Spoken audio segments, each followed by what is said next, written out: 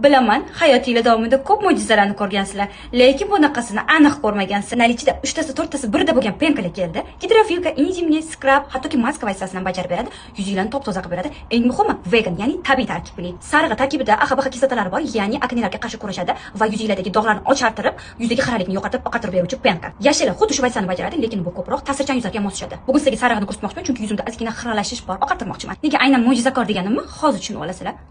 Qo'lingizdan bemalol tarqatsanglar bo'ladi. Ichida xuddi mandarinni ezib solganga o'xshaydi, g'adir-budirliklar bor.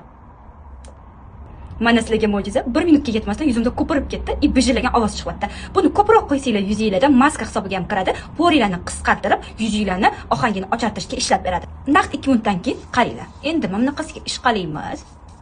Ko'rdinglarmi, bu yoqni bugunimcha yana ko'pirdi. Yaxshilab ish qalaymiz. Yuvamiz. What? Ko'rib turganingizdek yuzimni oppoq va top-toza qildi. Eng muhim, umuman yuzimni quritgani yo'q. Bittada lifting his qildim. Yashilini ham, sarig'ini ham ishlatib ko'rganman. Eng zo'r tahsinga loyiq penkalardan deya olaman.